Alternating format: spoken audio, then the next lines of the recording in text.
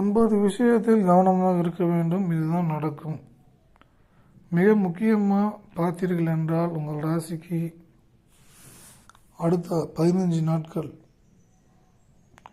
அதாவது ஒரு மாத காலகட்டம், 15லேருந்து ஒரு மாத காலகட்டம் நீங்கள் எதெல்லாம் கவனமாக இருக்கணும்.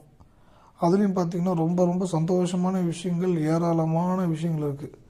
அந்த ஏராளமான சந்தோஷமான விஷயங்களுக்கு தடைக்கற்களாக நீங்கள் சில செயல்களை செய்ய வைக்கும். அதை செய்யாமல் தவிர்ப்பதற்கு இந்த காணொலியில் சொல்ல போகிறேன். இதை நீங்கள் தெரிந்து கொண்டு இதுக்கு தகுந்தது போல் நீங்கள் கவனமாக நடந்து கொண்டால் நீங்கள் எதிர்பார்த்து காத்து கொண்டிருக்கும் நல்ல விஷயங்கள் அனைத்தையும் அடைந்து விடலாம். சிறப்பாகவே இருக்கும். அதில் முதல் விஷயம், பணம் கொடுப்பது போன்ற விஷயங்களில் கவனமாக இருக்க வேண்டும். கோச்சார ரீதியாக உங்கள் ராசி அமைப்பிற்கும் ராகு நின்ற வீட்டிற்கு புதனும் செவ்வாய் கிரகமும் ஒன்றோடு ஒன்று பின்னப்பட்டு கேதுவின் நட்சத்திர காலில் அமர்ந்திருக்கிறது. கேதுவின் நட்சத்திர காலில் அமர்ந்திருக்கும் போது ஆப்போசிட் ஆட்கள் பணம் கொடுக்கும்போது புத்தியை கெடுத்து விட்டுரும். சாதாரணமாக 10,000 50,000 கொடுக்கறதுக்கு யோசனை பண்ணக்கூடிய நீங்கள் இந்த காலகட்டத்தில் 10 லட்சம் 50 லட்சம் 2 கோடி 5 கோடி அப்படின்னு எண்ணிக்கைகள் உங்களுக்கு மாறுபடும். அதாவது அதிக அளவில் கொடுக்கலாம் என்று எண்ணிக்கை உங்களுக்கு மாறுபடும். அதனால் நீங்கள் கொஞ்சம் நிதானமாக செயல்பட வேண்டும். பணம் கொடுக்கல் வாங்கல் விஷயத்தில் நிதானமாக செயல்பட வேண்டும். ஏன்னா கொஞ்சம் நீங்கள் யோசனை பண்ணாலும் ஆப்போசிட்டான விஷயங்களை ஏற்படுத்தி கொடுப்பதற்கான வழிவாய்ப்பு அதிகமாகவே இருக்கிறது. நீங்கள் அதனால் கவனமாக முடிவுகள் எடுக்க வேண்டும் பணம் கொடுக்குற விஷயத்தில். ஏன்னா இந்த புதன் செவ்வாயோட அமைப்பு அந்த மாதிரி. அதில் அடுத்தது ரொம்ப முக்கியமான விஷயம் என்னன்னு கேட்டிங்கன்னா, ராகு பகவானுடைய 3ஆம் பார்வை சனி வீட்டில் விழும். ராகுடைய அந்த நட்சத்திரம், புதனோட நட்சத்திரம், இரட்டை வேடம் போடக்கூடிய ஆட்கள் வருவார்கள். இரட்டை வேடம் போடக்கூடிய ஆட்கள், வக்கீல், போலீஸு, இவங்க எல்லாமே டபுள் கேம் ஆடுவாங்க. என்ன இவ்வளோ நல்ல மனுஷனாகிறார் வக்கீல், போலீஸு அப்படின்னு சொல்லிட்டு இருந்த நீங்கள் என்ன எப்படி மாறிட்டாப்புல, ஆப்போசிட்டில் வந்துட்டு பணம் வாங்கிட்டாங்களே, கேம் ஆட ஆரம்பிச்சிட்டாங்களே, அது உங்களுக்கு கோபம் கூட அதிகமாக வரும். என்னடா இது வாழ்க்கை, இது நம்ம எவ்வளோ தூரம் நம்பி உங்களை வந்திருக்கிறோம், இவங்க என்னன்னா ஆப்போசிட்டில் அவங்கள்ட்ட பணம் வாங்கினா அவங்கள்ட்ட சப்போர்ட்டாக பேசிட்டு இருக்கிறாருன்னு கோவம்லாம் வரும், கெட்ட வார்த்தை வரும், ஹார்ட் பெயின்லாம் இப்படி கொடுக்கும். முடிஞ்ச வரைக்கும் அவர்களிடம் கூட கோபத்தை வெளிப்படுத்தாதீங்க. அப்படியே அவங்கள கேஷுவலாக ஹேண்டில் பண்ணிவிட்டு அப்படியே பொறுமையாக வந்துடணும். அதுக்கப்புறம் வேறு எல்லாரும் கூட பார்த்துக்கலாம், தப்பு கிடையாது. கொஞ்சம் பொறுமையாக நிதானம் வெயிட் பண்ணிடணும். கொஞ்சம் நேரத்துக்கு அதை கம்முன்னு அமைதியாகிடணும். ஏன்னா நமக்கு டைம், சில விஷயங்கள் பாசிட்டிவில் நெகட்டிவான டைமில் இருக்கும்போதும் கோச்சார ரீதியாக அந்த டைம் தான் ஓவர் பாசிட்டிவில் இருக்கணும். அப்போ தான் குலதெய்வத்தில் ஒப்படைச்சிடணும், நீங்கள் இருக்கீங்க, எனக்கு எல்லாம் நல்லதாக நடக்கும் அப்படின்றது தெளிவாக இருப்பீங்க. அடுத்தது இதே புதன் 3வது விஷயம், இந்த ஃபோனு சம்மந்தமான விஷயம், இந்த டாக்குமெண்ட் சம்மந்தமான விஷயம், மற்றவங்களுக்கு அனுப்பக்கூடிய ஃபார்வர்ட் மெசேஜ், இதனால் உங்களுக்கு சில வழிகளை கொடுக்கும். புதனோட இது என்ன, டாக்குமெண்ட்டு, அதுக்கப்புறம் இங்கே வச்சுருக்கக்கூடிய டேட்டா ஃபைல்ஸு, அப்புறம் இன்சூரன்ஸு, பேங்க் ஸ்டேட்மெண்ட்டு, இந்த பேப்பர் பேனா சம்மந்தமான எல்லா விஷயமுங்க, அது ஏகப்பட்டது இருக்குது. அதில் நீங்கள் அனுப்புகிற ஃபார்வர்ட் மெசேஜில் ஒன்றும் கவனமாக இருக்குது. அடுத்தது 4வது விஷயம், முக்கியமான விஷயம், சனி நேரடி 10ஆம் பார்வை சுக்கிரன் மீது விழுவதால் கிட்னி சம்பந்தமான சிறு தொந்தரவுகள், இதயம் சம்பந்தமான தொந்தரவுகள், 5 விஷயம் இது கொஞ்சம் தொந்தரவு கொடுக்குது. இந்த டைமில் என்ன பண்ணணுன்னா மெடிடேஷன் பண்ணுங்கள். நிமிர்ந்து உட்காந்து மூச்சு கவனிங்க.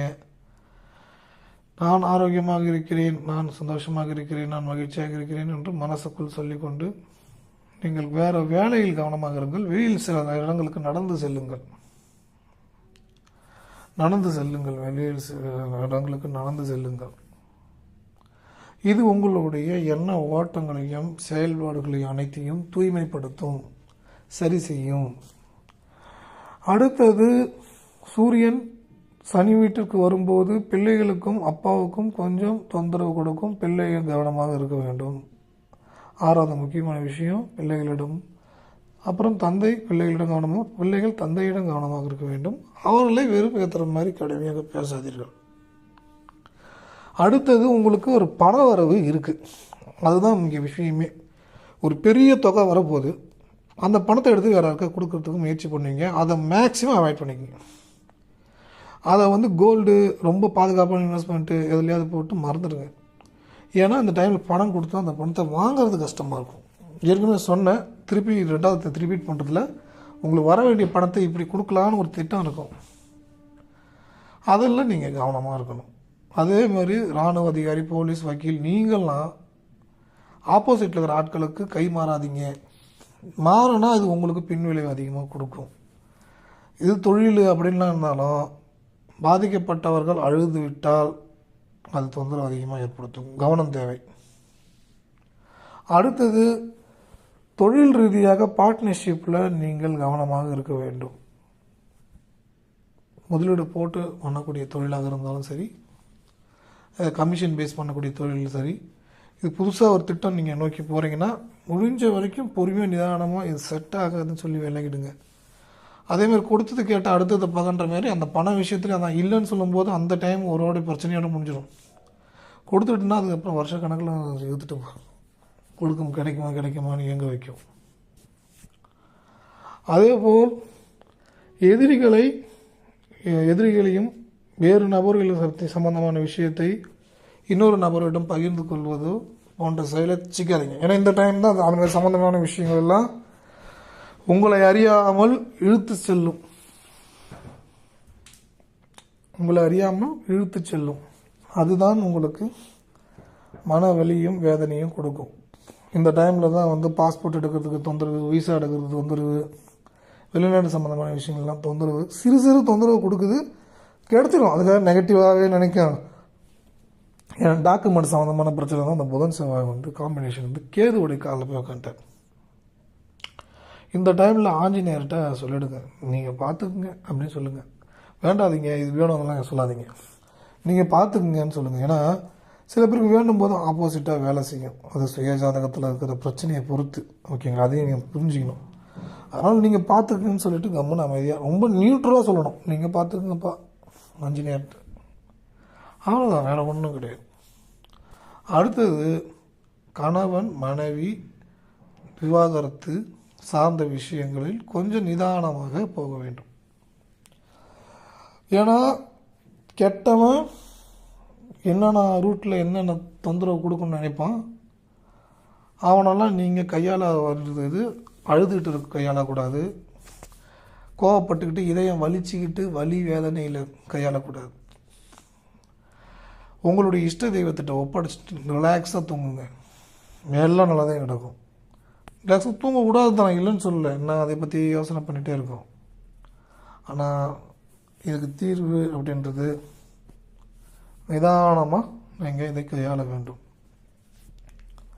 கொஞ்சம் கூட வருத்தமோ வெறுப்போ போன்ற செயலை ஏற்படுத்தி கொண்டு இதயத்தில் வலியை கொடுத்து கொண்டு போன்ற விஷயங்களை செய்யாதீர்கள்.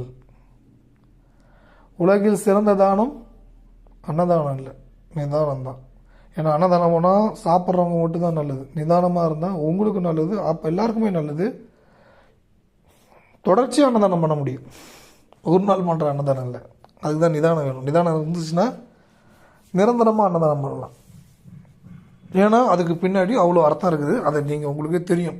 தெரியாதவங்களுக்கு இதை யோசித்தாலே புரியும் நிதானம் எவ்வளோ தேவைன்னு. நிதானமாக இருக்கிறீங்களா இல்லையான்னு கேட்டால் ஒரு நினச்சி கவலைப்பட்டு இதயம் வலிக்கக்கூடாது. இதயம் வலிச்சுனே இருக்குதுன்னா நிதானம் இல்லாமல் இருக்கிறீங்கன்னு அர்த்தம். இதயம் வலிச்சுனே இருக்குன்னா நிதானம் இல்லாமல் இருக்கிறீங்க. கிளியராக இருக்கிறீங்கன்னா நிதானமாக இருக்கிறீங்க, பரவாயில்ல, நீங்கள் சக்ஸஸ் ஆவீங்க. நிதானம் இல்லாமல் இருக்கிறவங்க சக்ஸஸ் ஆக மாட்டாங்கன்னு இல்லை. நீங்கள் தியானம் பயிற்சி பண்ணணும், இஷ்ட தெய்வத்துக்கு கெட்டியமாக பிடிச்சிக்கணும், எல்லாமே சிறப்பாக இருக்கும். ஓகேங்களா? இந்த காணொளி உங்களுக்கு உபயோகமாக இருந்ததுன்னு நினச்சிங்கன்னா உங்கள் நண்பர்களுக்கு பகிர்ந்து கொள்ளுங்கள். அப்புறம் கனடா நாட்டில் வேலை வேணும்னா இந்த +1 416 357 0739 இந்த வாட்ஸ்அப் நம்பருக்கு கால் பண்ணுங்கள். வேலை உங்களுக்கு கனடா நாட்டில் கிடைக்கும், நல்லது நடக்கும், நடந்தே தீரும். அடுத்தது, இந்த காணொலி உபயோகமாக இருந்தால் நன்கொடை அளிக்கலாம், எதுவும் கட்டாயம் இல்லை. உங்கள் நண்பர்களுக்கும் இந்த காணொலியை பகிர்ந்து கொள்ளுங்கள். சப்ஸ்கிரைப் செய்து கொள்ளுங்கள். இது புது சேனல். எல்லோரும் நல்லா இருக்கணும்னு சொல்லிகிட்டே இருங்க. உங்களுக்கு மனசு சாந்தமாகிடும். கெட்டவங்களும் நல்லா இருக்குன்னு சொல்ல பார்த்தா நமக்கு நல்லது நடக்கும். இதை நீங்கள் புரிஞ்சுக்கணும். எல்லோரும் நல்லா இருக்கணுன்ற வார்த்தையை மனதுக்குள் சொல்லிக்கொண்டே இருங்கள். எல்லாமே நல்லதே நடக்கும். மீண்டும் ஒரு நல்ல சந்திப்போம். நன்றி, வணக்கம்.